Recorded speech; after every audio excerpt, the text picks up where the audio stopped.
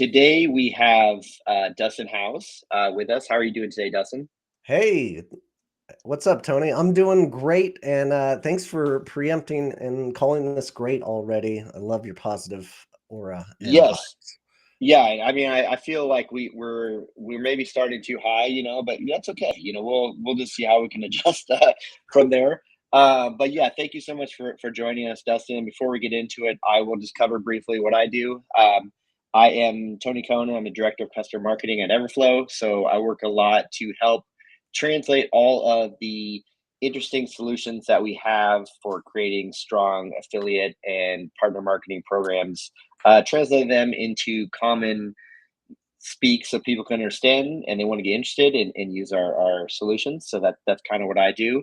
And we're joined today by Dustin. And so, Dustin, do you want to give us a little bit of introduction about yourself and what you do? Yeah, you got it. Dustin Howes, director of partnerships over at Inflection and affiliate marketing uh, concierge, as I like to call it. I help Mm, brands out classy. there.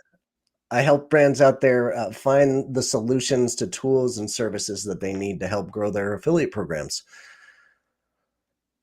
Excellent. And how long have you been in the industry for? Oh, a little over 15 years now. Oh, wow. So you remember the days of like the acai berries and HCG and all that stuff? I more importantly, I remember the days where affiliate managers had to manually search engines, not even just Google, all the search engines for keywords. And there were new tools out there at the times when I started managing programs. Oh, wow. Yeah, that's we've come a long way since then. And as far as just your background and to help the audience, what kind of stuff do you do right now to help find quality affiliates and influencers? Oh, that's a big question. So, over at Inflection, we're kind of bridging the gap between affiliate and influencers in that traditional sense. And my role at Inflection is to, when new brands come on board, they join the platform and I help build out lists to start recruiting process. And one of those first things I do with every brand that comes on board is create what we call partner personas. And partner personas are much like your ideal client profile. You're looking for your ideal partner profile. And once you know what that ideal partnership looks like, then you can start building lists of target affiliates and influencers that are going to be a match for those partner personas. So I like to work backwards and really hone in on what it takes to partner up with these kinds of partners that have high potential. Awesome. No, that's great, and it's awesome that you mentioned the as far as creating an ideal persona and the alignment. That's a big thing, and that kind of brings us into the next thing we want to cover.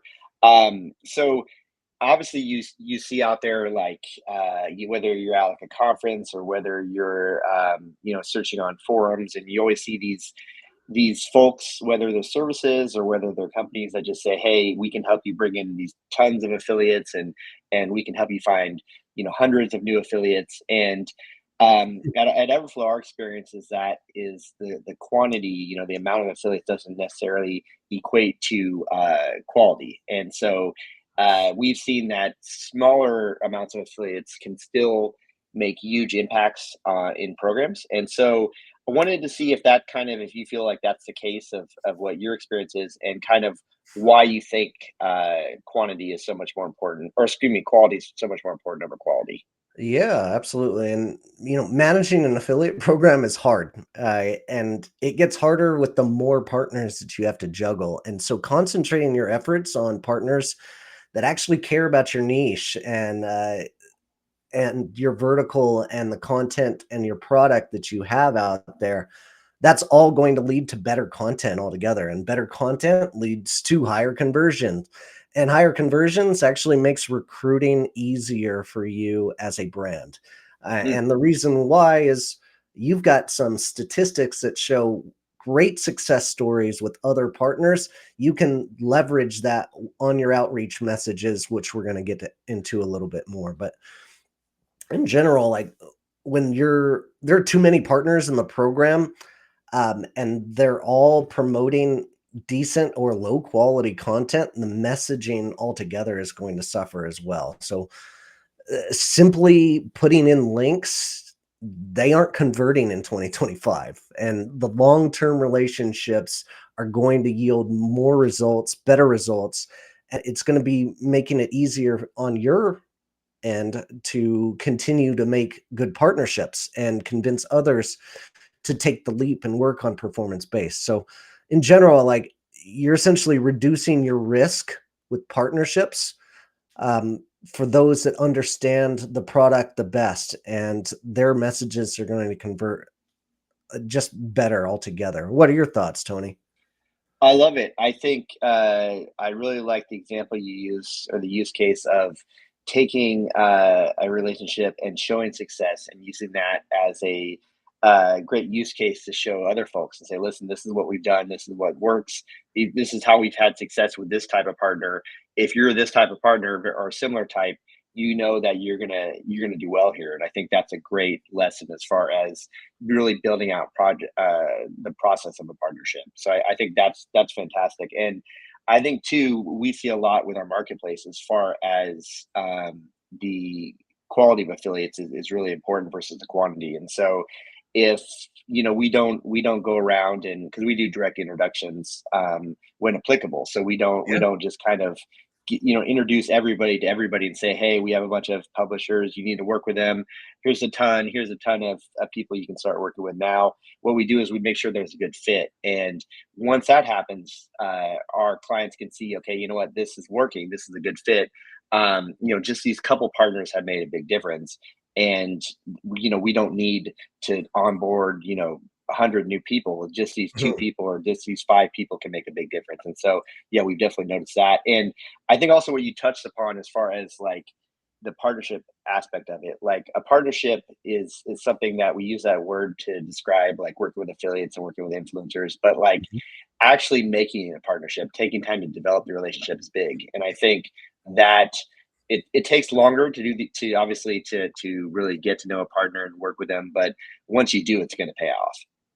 Yeah, 100%. And you know, I'm a huge fan of Everflow for maybe the biggest reason is your guys' marketplace is the cleanest out there of any affiliate platform. You guys have options to get a hold of the right people at each one of those publications or influencers that are joined to the network, but you're also vetting them in a very responsible manner. I've worked for networks where everybody is allowed to join, and that just makes for a catastrophe. And the bad thing about that is the sales reps at some of those networks out there that have all of these publishers joined will sell people on, we have millions of affiliates or hundreds of thousands of affiliates to choose from. Well, guess what? Those aren't all in your niche. And the largest majority of those guys are garbage anyway and aren't going to produce real good content. And they're just going to fill up your application process and be more of a time suck. So like the process that Everflow has in place is something that I really appreciate about you guys. Awesome. No, we definitely appreciate that, and I'm sure that the team will be happy to hear that. Yeah, you're totally right. I remember back in the day when I was working uh, for some programs on a different platform and Mhm.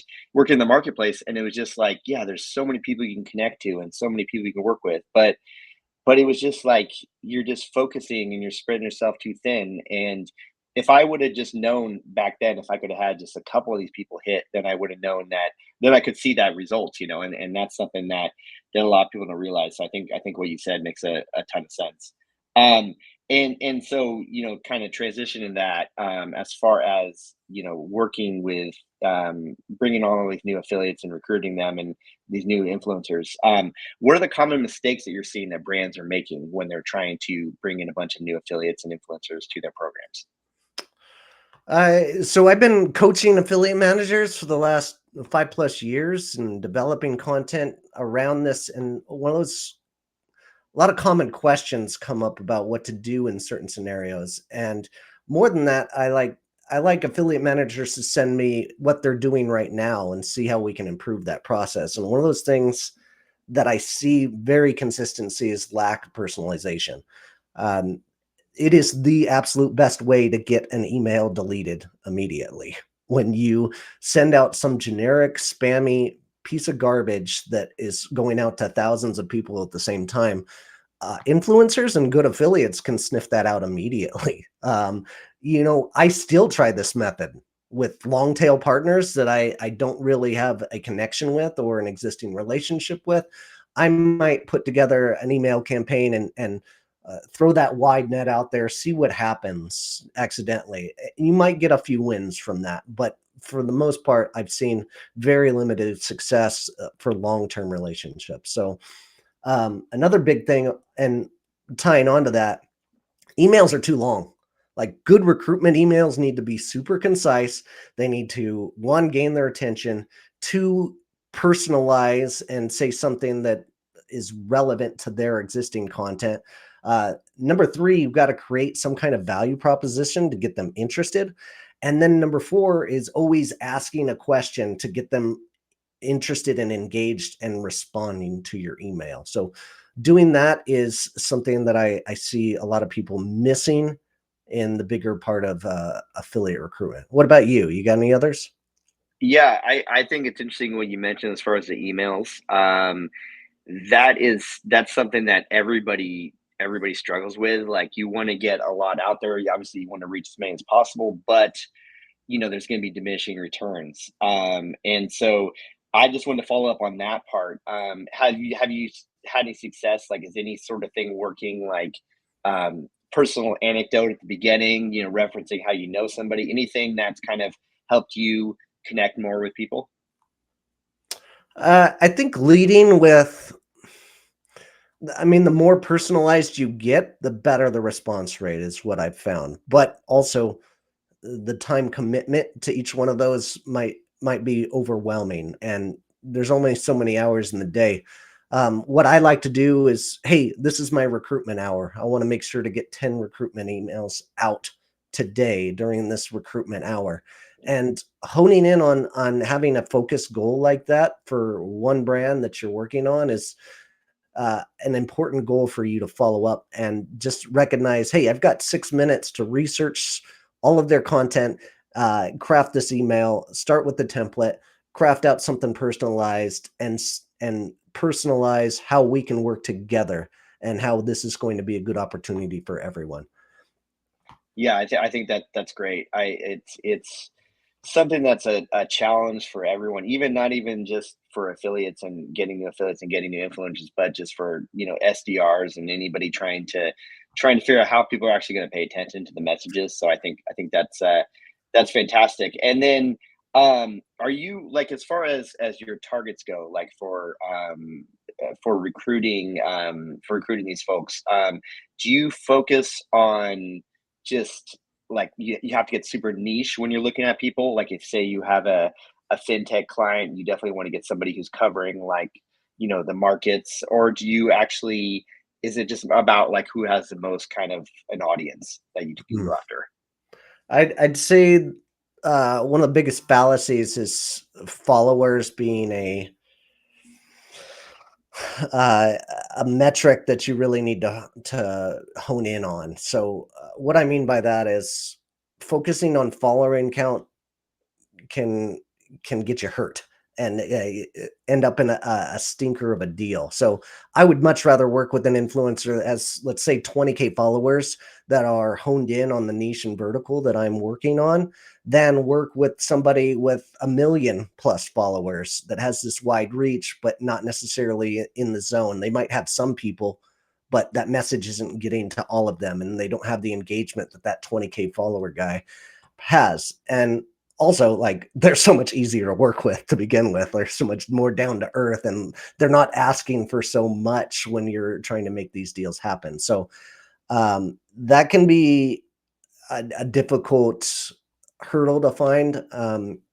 But in terms of like the lowest hanging fruit for the partners that I'm trying to work with, I have like a pretty structured list of what I do when I'm building the list of potential partners. I start off by backlinks. So I go to competitor sites and I download who's backlinking to them. I use SEMrush to find all the sites that are ranking for those keywords that are relevant and sending traffic to the competitors. And then I use AppyStash to go and enrich that content, the contact information. Another big thing, existing content that is ranking online is these are low hanging fruit. They might be direct linking or linking to a competitor or have dead links. So checking out this content and reaching out to them and saying, "Hey, this link is dead. You're missing out on this opportunity." Mm. That is a really nice niche of partners that I like to go and tap into. Um, I've got a lot of others. Let me see. No, Brand followers. Oh, go ahead. well, no, I was gonna say that that's a fantastic tip. That's like that's not only you're being helpful, you're saying, listen, by the way, I'm helping you out with something, but you're missing out on free money basically. So Yeah. that's like, yeah, that's fantastic. I just want to say that was super awesome to share. Um, Response rates yeah, for those are incredibly high. I'll tell you that. yeah, yeah, that's fantastic. No, I think all the stuff you said here is great. I was gonna say for us, like one thing that we see a lot for mistakes as far as our when before our competitors or before our clients come over to us is we see that they're not utilizing the experience of the staff much that they're working with on their platform. So like for example, um if you work with us, you can meet with our team and say, hey, this is the kind of site we have, these are the types of people we're looking for, this is what's worked in the past, and then we can go ahead and try to see who we can find that fits that meets those requirements.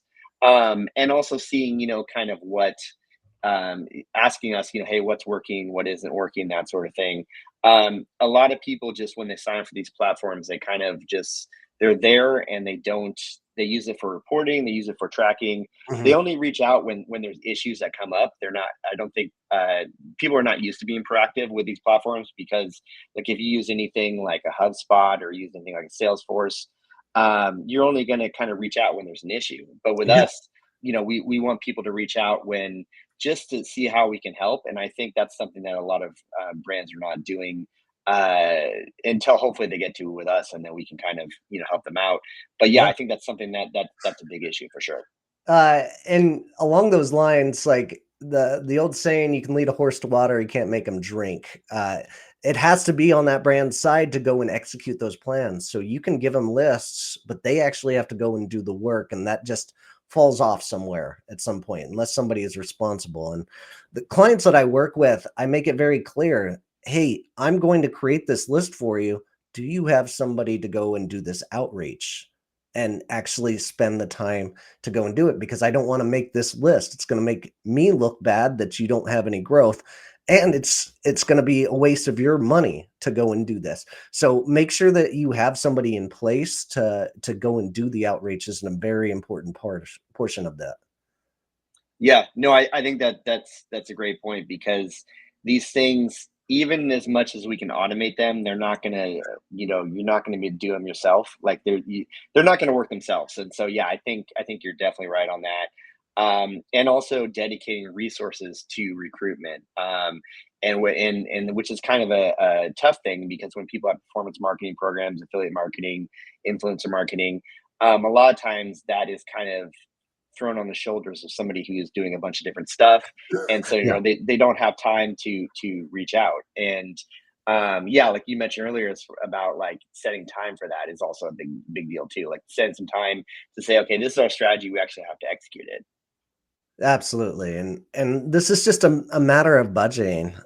If you're going to invest in an affiliate program, don't just invest in the technology itself. You have to invest in somebody to take care of this that has experience in your vertical and niche, and is going to be able to execute that plan. So, if you're going to hire in house, that's great. But also the possibility of hiring an outside agency or consultant is also a really good option for you because they have good connections in that field and they know how to talk to affiliates already. So keep your options open, but mix that into your budget when you're going to start that affiliate program. Yeah, no, that's a great point, and, even getting them to like, getting an agency to introduce you to a few big affiliates and having the agency kind of broker that relationship and say, "Hey, this is what these people do, this is what these guys do, this is how they can work together."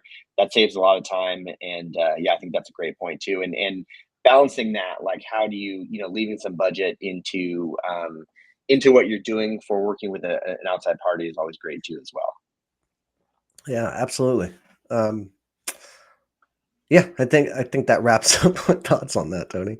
Oh yeah, no problem. I mean, we were on a roll. We could have kept going, but we'll shift gears a bit. So as far as like things that you want to look out for, like when you're recruiting new affiliates and you're recruiting new influencers, what are some red flags that brands should pay attention to?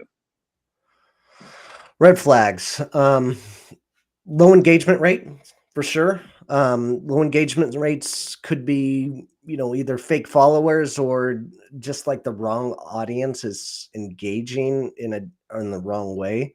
Um, but if they're not getting constant comments or likes for each one of their posts, probably a red flag that you want to stay away from. Also, another thing is lack of affiliate deals or links. It makes it a much tougher conversation if you're reaching out to an influencer that doesn't understand or doesn't believe in affiliate marketing, and they're going to negotiate for sponsorship deals or nothing. So watch out for the deals that they're working on. You can find that in their existing content. Another thing is link bio. Link tree should be in everybody's Instagram bio link or on their YouTube. Like, how do we get a hold of you? Or here's all the products that I believe in. Here are links, making it easier on the end user who is watching and consuming their content. uh, they need some kind of call to action to get there. And I love beacons as a tool. Linktree is also free and easy to use, but they have to be savvy enough to recognize they need to be utilizing that bio link for sure.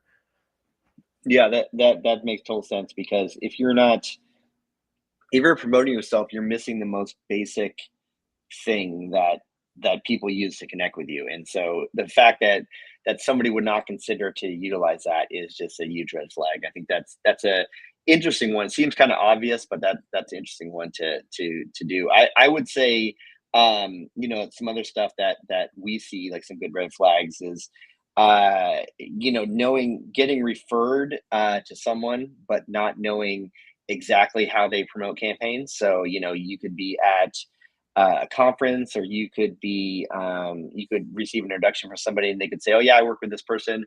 They're fantastic. They do really well in your niche," but you don't have any more information from that, and besides that, and so you're kind of just like you're setting yourself up for a lot of risk, because it kind of goes back a little bit to the old school mentality of or the old school ways of affiliate marketing where you would work with these partners and everybody would know who they were, but they weren't exactly sure what they were doing. And so, you definitely need to be a little bit more, look for a little more transparency these days. And I think Mm. that knowing, knowing the basics, you could say, hey, we don't want to know your exact promotion styles, but we need to know a little bit about what you're doing, just so you're not going to get burnt.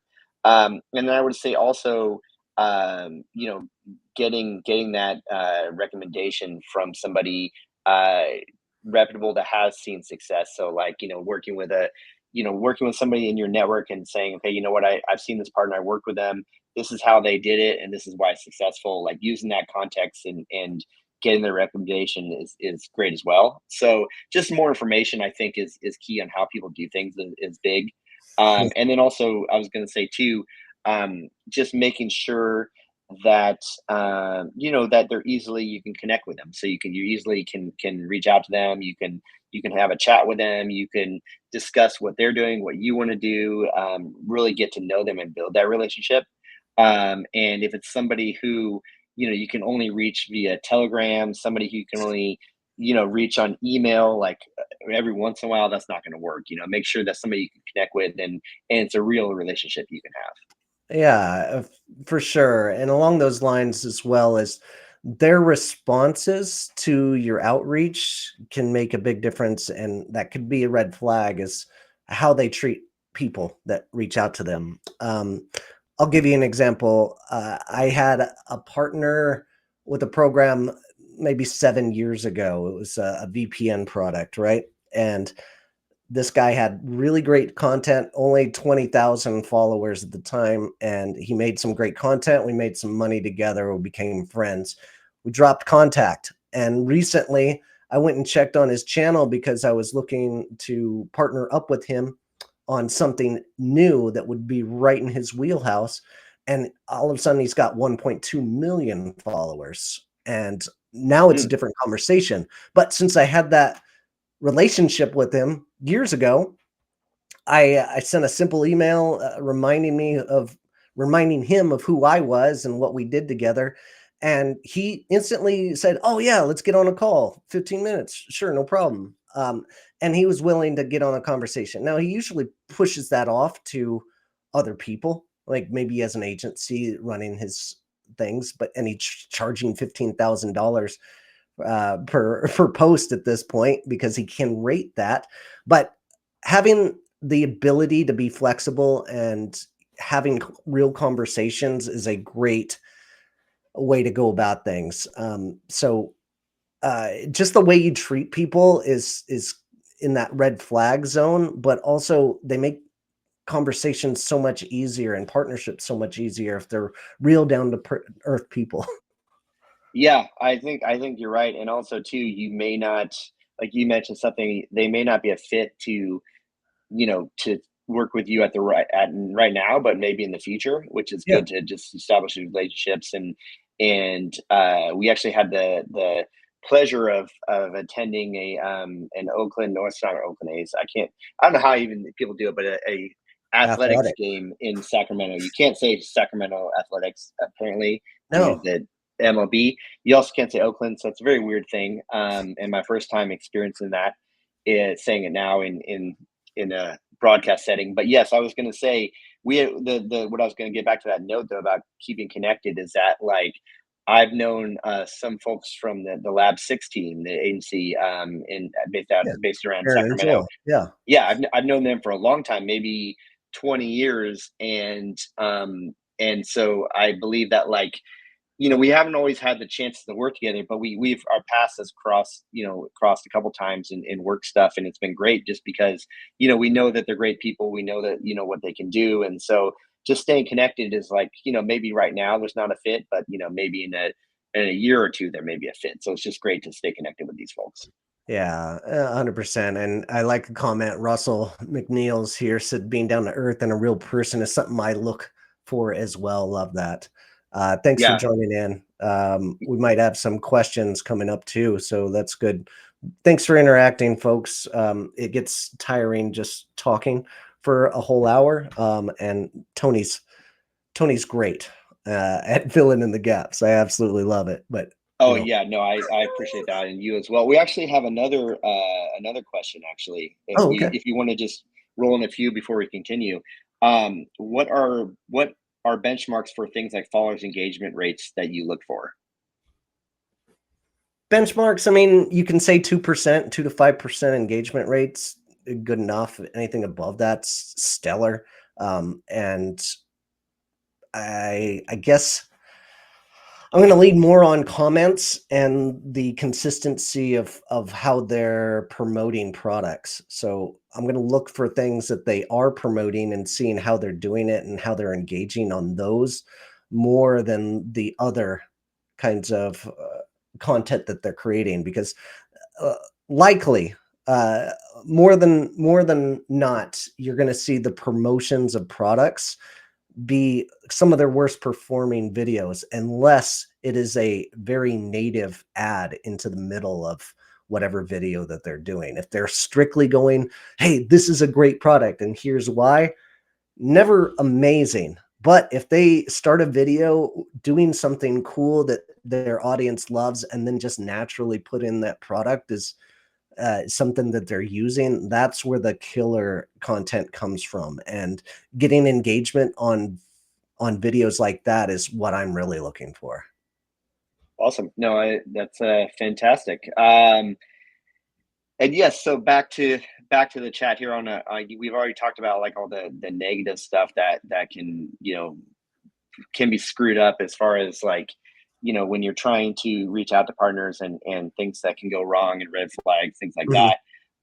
But as far as like the positive things, and this kind of goes back to Julie's question as far as like things you look for. So as far as when you do your research for clients, what types of what should people be looking for beyond what we've covered as far as like when recruiting new affiliates and influencers? Sure. A topic relevance is always top of mind, and with those topics, making sure that the content is good and the promos that they're doing for products in the past are also solid. And I don't necessarily care nearly as much about the followers as I do about the way that they present those products in the good light and representing those companies in the right nature. So if those two are combined, the rest is kind of easy, right? Um, if they are promoting complementary products and have success stories with them, maybe they can share a case study with you or a media kit that showcases, hey, we got this many sales from this brand and this would be a great overlap. Those are super helpful for affiliate managers to get yeses for, like giving us that ammo to go to the executives of that team and saying, hey, this is a great opportunity. They've already showcased that they have experience and success with other brands that are kind of like you that are also using your product. Let's go after these guys, and here's why. It's super helpful. Um, what about you? What do you got, Tony? Yeah, no, I like those. I think that what you touched on as far as case studies is really interesting. So what you can do with a case study. So when someone like Everflow or another platform puts out a case study showing how a specific publisher or affiliate helped grow a program, that's a great chance for you to take that and use that as an example to get either enhanced budget approval or use that as a use case to bring to your team and say, hey, listen, these this where they're in a similar thing and what they've done has been successful through this type of affiliate.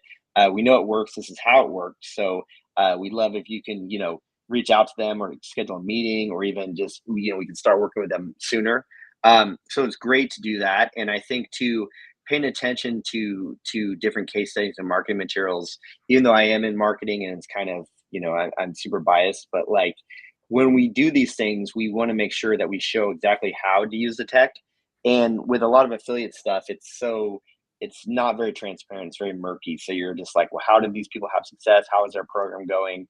And so anytime we do have something come out, like a case study or like a one sheet showing how to use something, it's usually pretty valuable because it gives you a leg up that you're not going to have just without experiencing these things. So you're gonna see, okay, you know what, like this type of affiliate, this is how they drive sales, this is how you could work with them, this is how you could work with similar affiliates, and so it gives you a blueprint. And so I think that's a really big thing as far as uh, helping get activate new affiliates and influencers. So I think that's a great thing.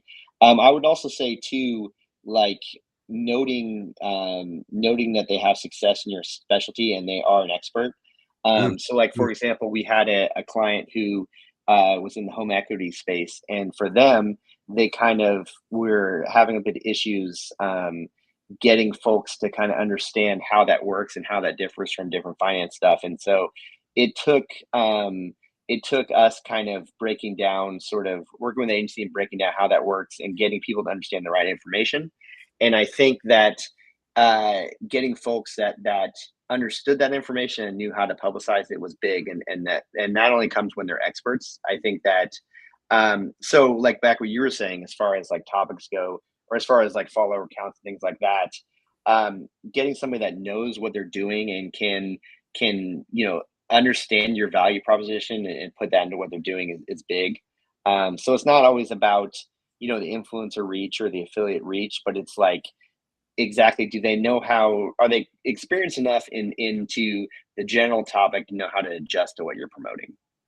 Yes, absolutely. And along those lines, like I want to present a book here. I don't, it's not a promotion. I don't earn anything from it, but Sponsor Magnet. This is a guy I had named Justin Moore. He was on my podcast not too long ago.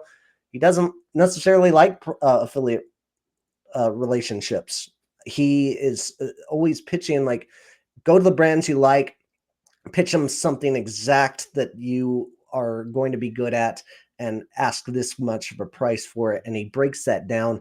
And it Mm, is a very good listen or read for influencers out there. But more than that, like reading it as an affiliate manager has been super helpful to me because I'm getting in that mindset of what affiliates are actually looking for, and those potential partners in affiliate marketing. We get caught up on like, hey, this is my program, I need you to do this for me, but that's not the right attitude to be having. Like putting yourself in the affiliate's shoes and helping them have a win before your win comes into place is the important capacity of this. So long story short, like flexibility with influencers and management of the influencer and affiliate programs is key.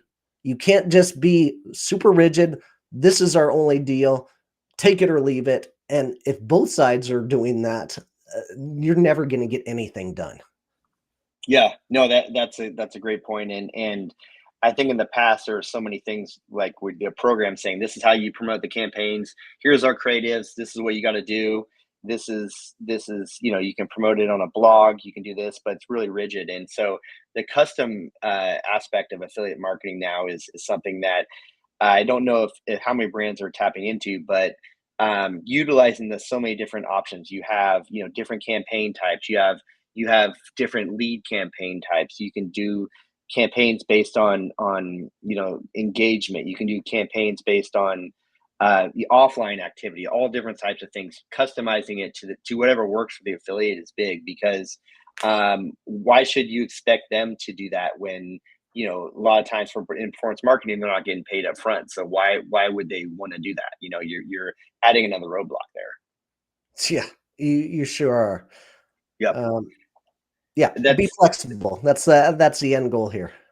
Yeah, for sure. I think that's a fantastic point. And I would say too, as far as like when you're recruiting new affiliates and uh basically one thing that is always important to look for is that beyond flexibility is just making sure that they have a medium that they know well. So like for example, getting them to forcing them into a certain fit is not always Yes. the best angle. So like saying, back to the flexibility, like saying, hey, we only run this campaign through media buying, or we only run through email. And maybe these folks are not, that's not what they're used to, not what they're good at. Like we have different publishers we work with that specialize in kind of unique types of traffic, like CTV. And so having them, like having someone like a TV Scientific, for example, like Mhm. do like an email campaign or promotion or something wouldn't make sense versus having them run CTV traffic. So like, trying to utilize what somebody does good, and that kind of goes back to the customality of it. So Yeah. Great call yep. out. TV Scientific, such a smart idea and concept as a publisher. Shout out Oh to yeah. Vicky out there. Hi, Vicky. Thanks for watching. Yes. I didn't know that TV Scientific is great, and I was going to say with them, I just noticed too on the whole industry that oh, I don't know the official terminology if it's traditional cable or something, but streaming services have now passed over just traditional TV viewership. So it's only going to get bigger, and all of us now we're subscribed to multiple streaming services. We're Sure. watching TV on Roku. We're doing all these things, and so yeah, it's only going to get bigger. So utilizing CTV is a great now's a great time for it. Yeah. And Um, that, eh, yeah, yeah, go go ahead. ahead. Sorry. Oh, I was Oh, gonna say, I was gonna tie that into like where do you find publishers like um, TV Scientific and your guys' marketplace is a fantastic place to find those kinds of partners. yeah, no, thank you. It's I think with that, one thing you can do on in our marketplace is you can filter by like promotion type, so you can Yeah, find folks like CTV, email, social, things like that. But beyond that, you can definitely ask us. You can say, hey, what types of promotion is working well in either the niche you're talking about or like it just in general, what's emerging. And so that's interesting to, it's not always has to be the exact success in the vertical to be successful just in general. Like if you ever watch you're watching Amazon or something and you're seeing these different ads, CTV has a wide variety of ads they show. They can be anything from games to insurance to all different types of things. And it really depends on, kind of your campaign. So, but yeah, our marketplace is super easy to find that stuff, and you can always ask us for sure. Um, and then yeah, I was gonna say, just kind of circling back and moving along a bit. As far as where are the best places that you feel to find new affiliates and influencers? yeah. Such a great question, and I'm super passionate about. I use a myriad of different tools personally, and all of them do things a little bit differently, but all are very helpful in the long run. Essentially, Inflection, first off, has an incredible built-in search function for finding influencers out there that are outside of the network. So you can utilize that tool to go and find keywords and who is talking about those hashtags on Instagram or YouTube, and you can hunt them down really easily, get their contact information, do an outreach campaign as well. So really cool tool. Everflow, I keep praising you guys, but that marketplace is the best of all the networks. So everybody that is on the platform has been vetted, and you can easily reach out to them. And the filtering on your guys' marketplace is the best out there as well. So if I don't want to work with coupon sites, then I just unclick that one and I'm only finding content or influencers that are on the platform. Super cool. SEMrush, I mentioned them a little bit earlier, but identifying organic traffic for keywords that you want to rank for, always a good play. Upfluence is another one that I really jump into, and they have the most elaborate info that you can possibly ask for in terms of the influencers and the database. They have a huge database and all the information about each one of those influencers and what they're talking about and their engagement rates. Makes it just super simple to build lists. I'm really high on Flagship. I don't know if you know Flagship or slash Radar right now, but I do not. they are up and coming. You know, smaller company out of San Francisco, but they're going to make some huge waves. They have a really, really cool tool that has just launched this last couple of weeks, and combining social listening with an AI prompt and finding those ideal targets. Just something you got to go check out. Personally, I own AffyStash and I use it every single day. It's incredible at identifying the partners that you're looking for and who's ranking on the internet on all the search engines, and then finding their contact information. And then there's a lot more. If you want my entire list, go to dustinhouse.com/tools. And it is just a list of all the tools that I have used that I like and uh, that might be helpful to affiliate managers. Awesome. No, we definitely appreciate that. That's anytime someone with experience who recommends these tools, it's great. Great to use them because yeah, you've seen, you've actually tested them. You know that you can validate their success. So I think that's great. And as far as when you're reaching out to affiliates and influencers. I know we mentioned before about like emails and as far as like getting people to actually respond.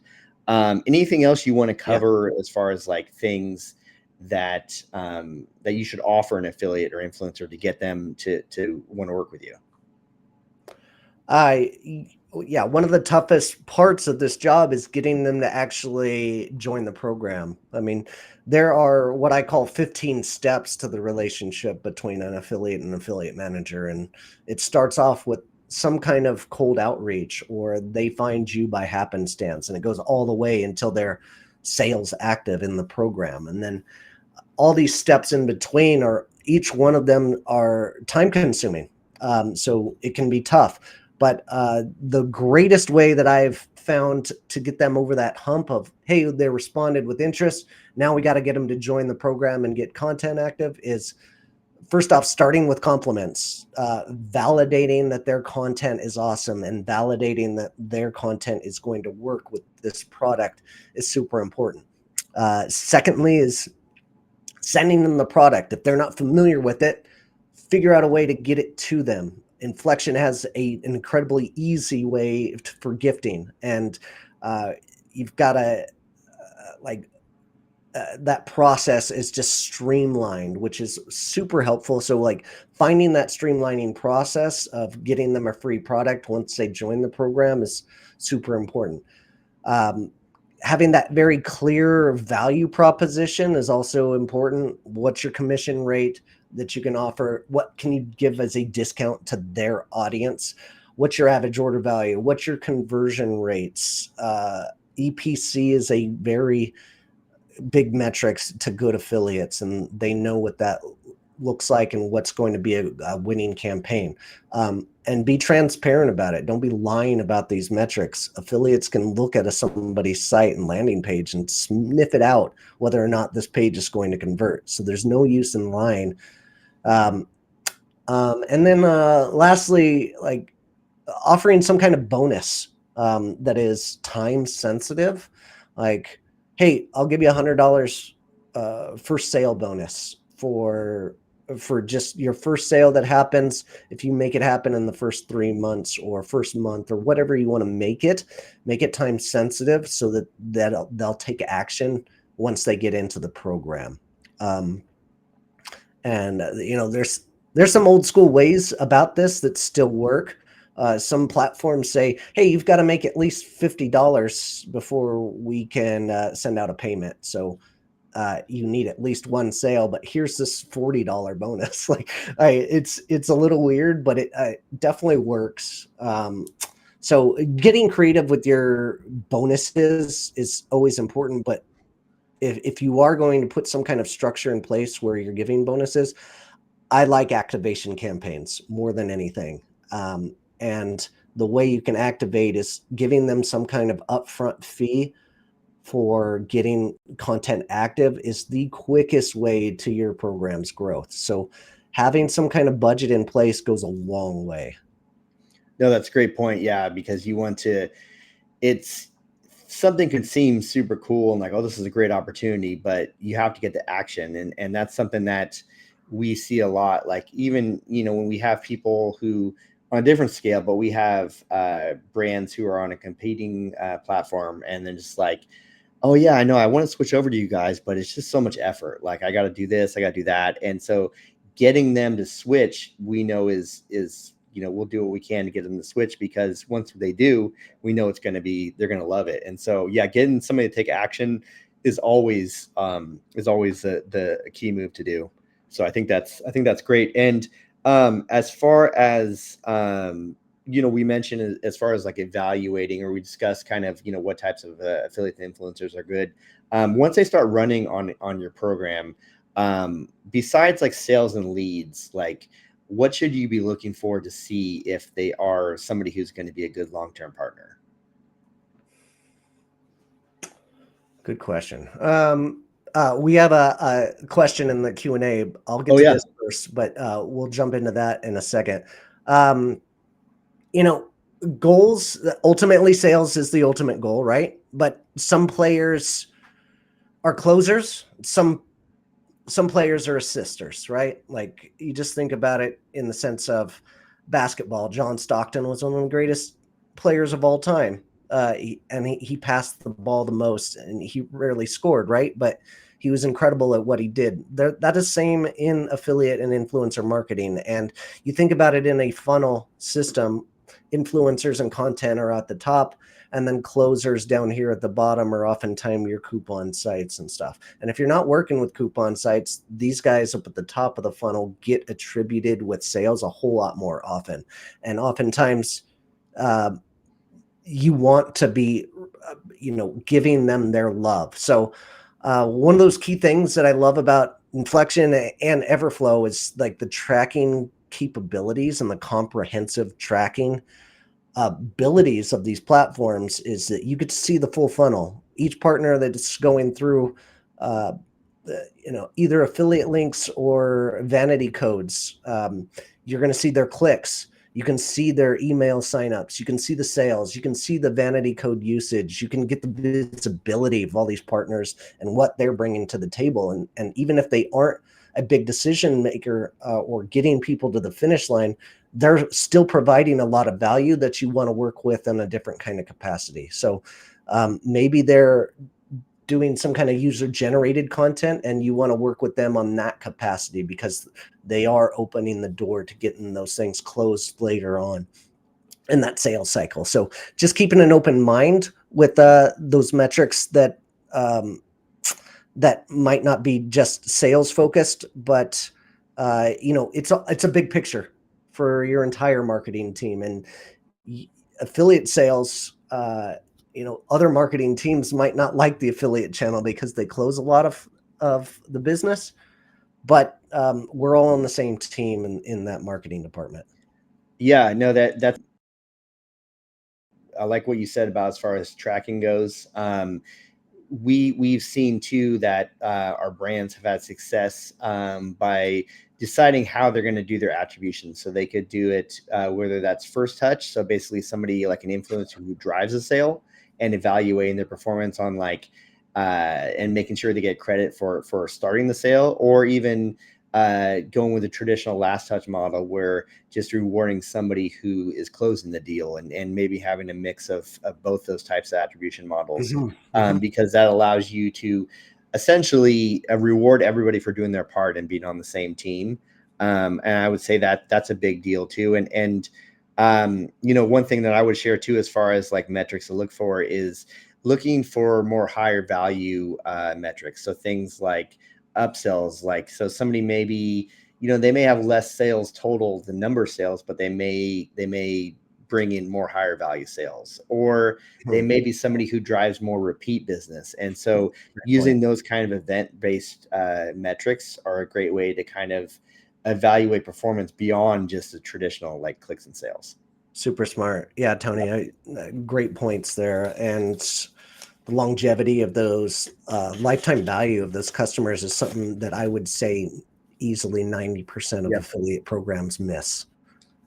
Yep. No, I agree. And so, yeah, we do have a question. Let me get to that here from Russell.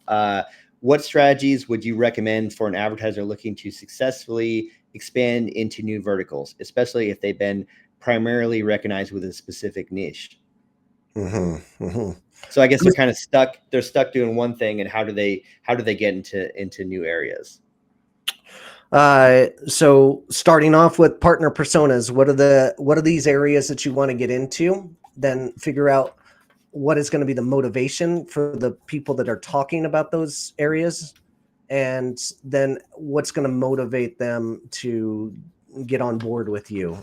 This might be a more of an uphill battle after you're done with your lowest hanging fruit, obviously, but what is going to motivate them is different from the existing partners that you're working with. And I would always say gifting is the best way to get people's attention. And so coming up with a budget of, hey, we can give away 100 products of this, and here's where we're going to give these away. Let's find a list of people that would be interested in these, and then we'll start doing the outreach and trying to give these things away in exchange for content. I would start with a smaller following for this kind of strategy.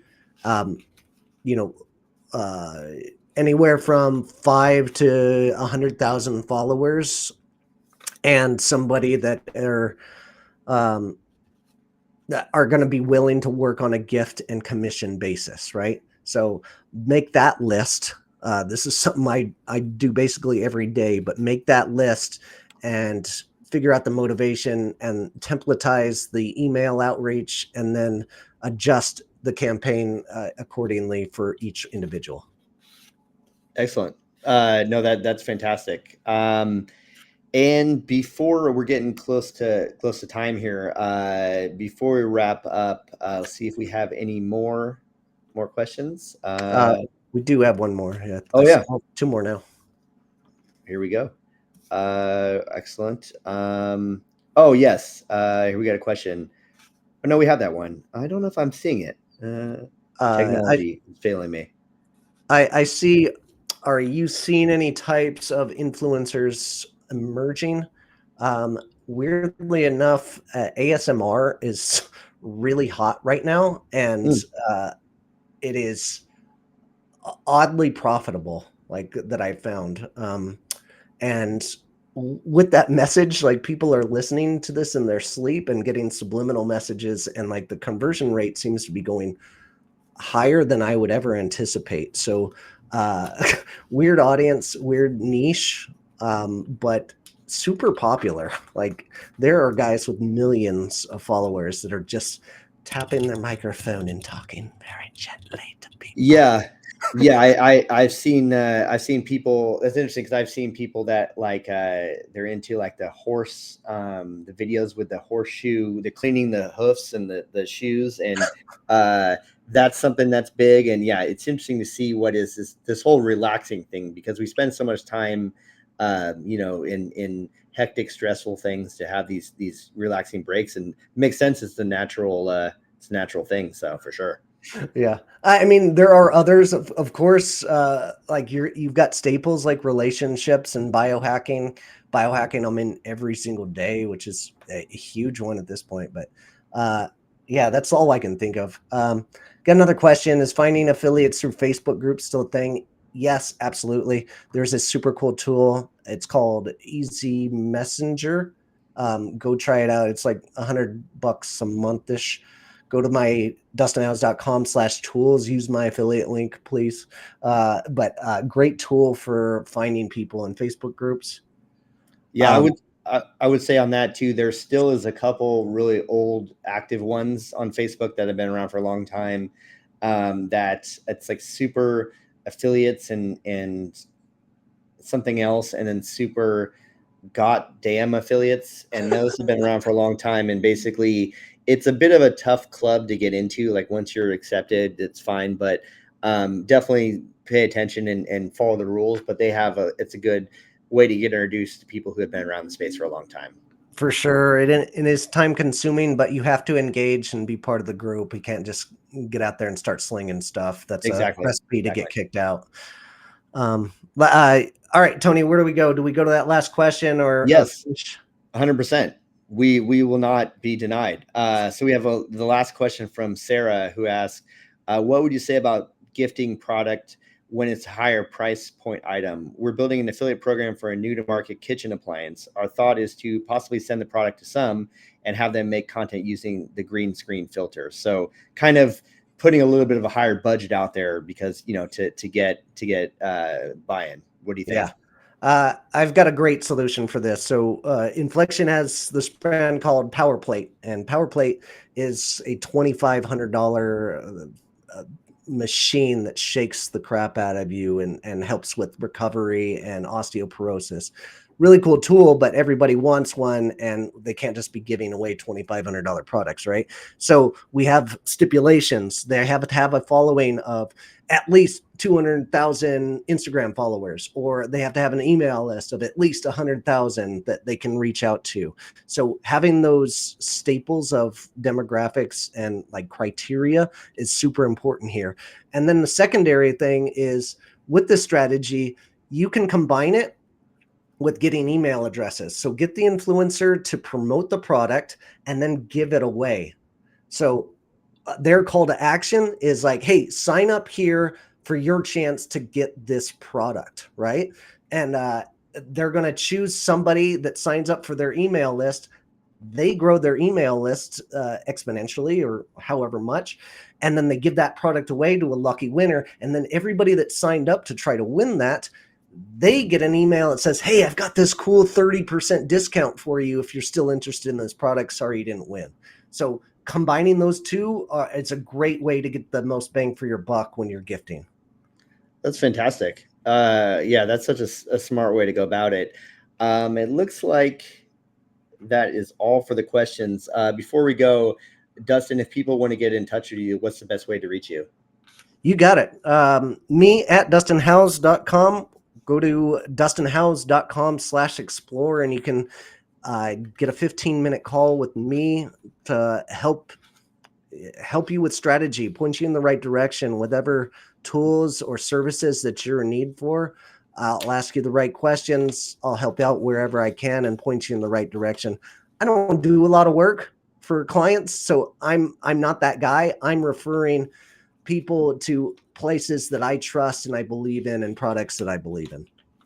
Fantastic. And then, yeah, if you want to connect with me, I'm Tony at everflow.io. And we'll also send some follow-up materials with this chat, kind of going over how to connect with us and some of the things we talked about. So definitely look out for those, audience. And thank you guys so much for your time. And Dustin, thank you so much for your time as well. Hey, thanks for having me. Great hanging out, Tony. And Awesome. Thanks, everybody. Appreciate you. See ya. Bye.